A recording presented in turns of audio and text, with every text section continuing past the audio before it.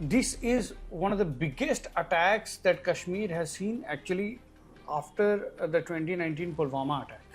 I mean, tourist footfall has been at record high in Kashmir. So the government has every reason to say that yes, it is safe to go. This is a very well established pattern on part of Pakistan to engineer attacks in Kashmir whenever there is a high profile visitor in Kashmir. Hi, welcome to Indian Express. We are coming across a devastating news that at least 26 tourists have been killed in the Pahalgam terrorist attack. And to know more about this, we have Deputy Associate Editor of Indian Express, Deeptiman, with us. Thank you, sir, for joining us. So my first question is, so after Article 370's abrogation, this has been the first attack. So what do you think about the scenario?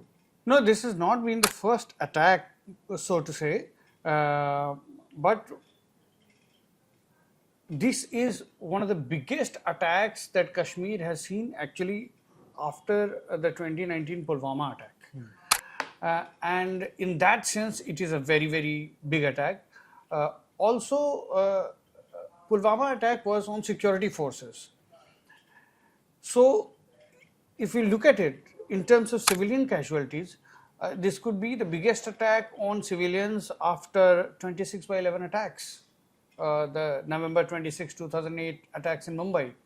So, this is one of the biggest attacks on civilians that the country has seen since 26/11. So BJP has always said that Kashmir is now safe. You can go there and for tourism and all. So now this attack has happened. So what will be your response to this?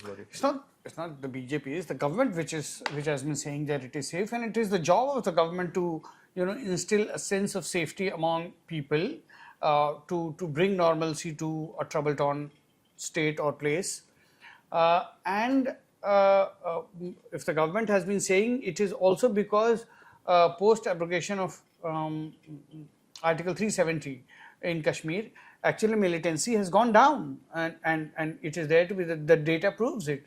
There is hardly any stone pelting, there are hardly any strikes in Kashmir, and post the COVID period, business has picked up, there is investment coming.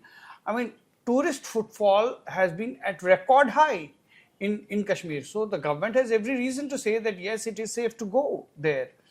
Yes, this incident is very, very unfortunate, and it is true that outsiders were being targeted after abrogation of Article 370.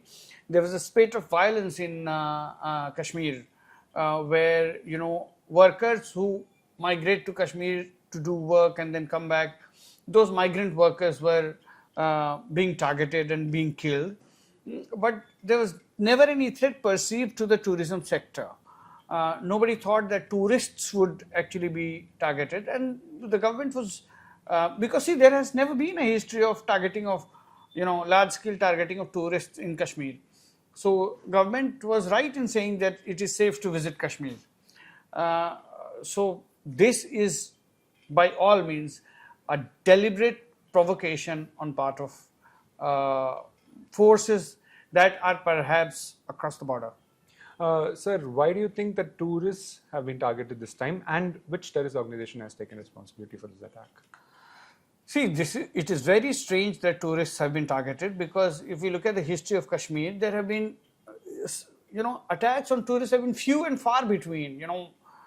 In the 90s, some 5 people got killed, or some grenade got thrown on someone's car, or some odd tourist here or there got caught in a crossfire, or those kind of deaths have happened. There has never been a deliberate large-scale attack on tourists in Kashmir. So this is by all means a deliberate provocation to ratchet up the tension between India and Pakistan to a new level. What the attackers want to achieve, what kind of conflict they are looking at creating is something we don't know yet. We don't even have all the information about the attackers. What we know is that a group called the Resistance Force, which security agencies say is a front for Lashkar-e-Taiba, has taken responsibility. And what we also hear from our sources that probably the 3 terrorists that we know of, probably all of them are foreign terrorists, which means terrorists from Pakistan. Okay, sir. So, what do you think will be the government's next step or the administration's next step towards this? It's hard to say. I mean, the last time when Pulwama attacks happened, we took a daring step by conducting the Balakot strikes, where we flew our fighter jets into Pakistan and we bombed, so to say, terrorist hideouts. So that was a bold step that we took. Whether we are ready to take that step again is something that the government has to decide what kind of action. But the first and foremost priority for the government is to find these terrorists who have killed the tourists and bring them to justice. Probably, if they're still in Kashmir, the idea is to, somehow find them and probably kill them. They'll get killed in an encounter. And to find who are the people who have planned this attack, the forces behind them, and to deal with them in whatever manner possible. That will be the objective of the government. So, do you have any update about the current situation there? The current situation is that the place where the attacks took place, that place has been completely evacuated of all tourists. Those injured are being treated in hospitals.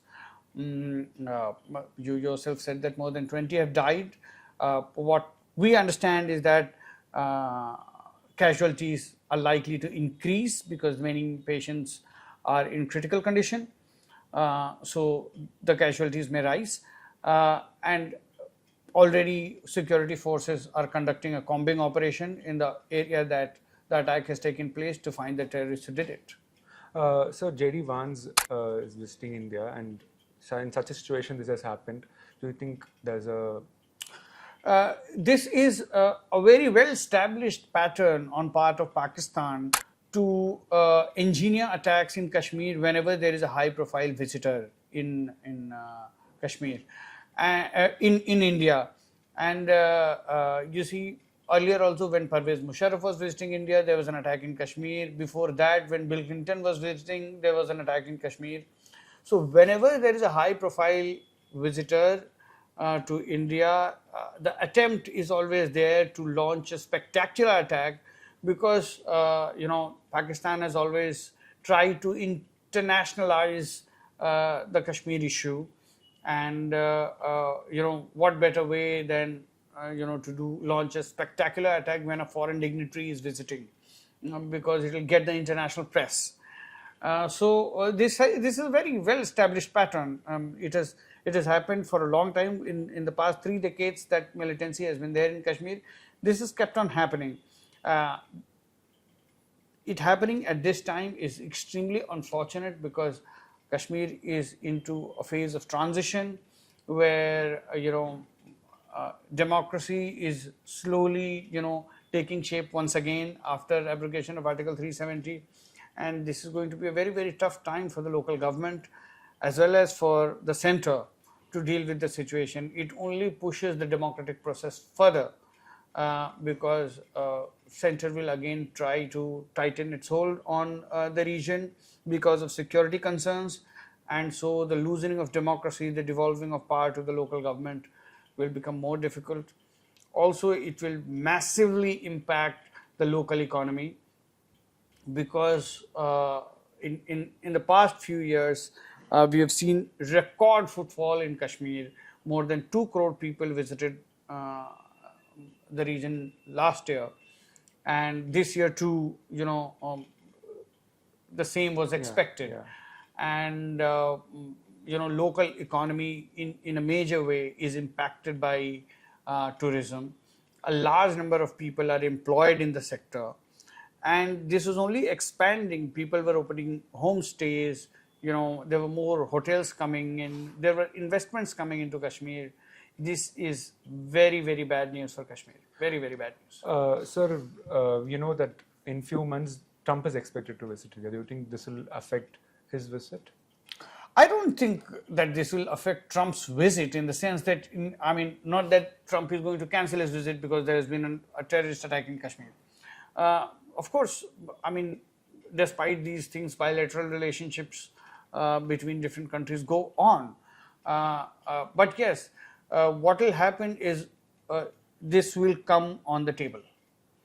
when India and US discuss security issues, Pakistan and what Pakistan is doing in Kashmir will come on the table.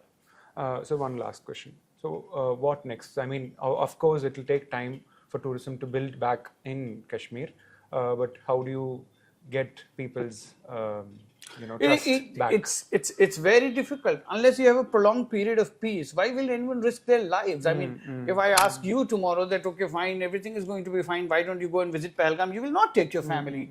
True. I mean, it's only fair. Yeah. So this is very bad news for Kashmir, and government will not only have to find these perpetrators and bring them to justice, but will also have to find a way to tighten its security grid so that infiltrations do not happen and these foreign terrorists do not enter Kashmir. I mean, we've been able to bring down infiltration from 5,000 to 500 to 200 to 100 to 50. Now, in a year, not more than 50 or say 60 foreign terrorists enter. The idea is, can we bring them to 20? Can we bring them to 10? So that fewer and fewer such attacks can take place. Those are the steps that the government needs to take. I mean, Pakistan will be Pakistan. There is nothing you can do about it. It is a self-destructive country.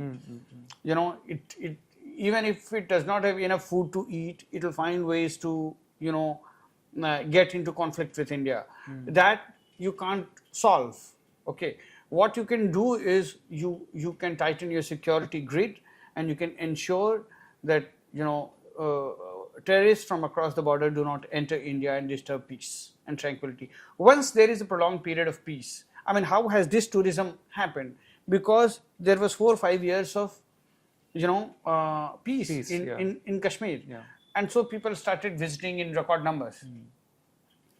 If you give that thing another 3-4 years of prolonged peace, no major attack, people will again start going. I mean, public memory is short. Okay, sir. Thank you so much for your Thank time. Thank you everyone for watching in the next Express. Do follow for more updates on Pahalgam terrorist attack. Thank you.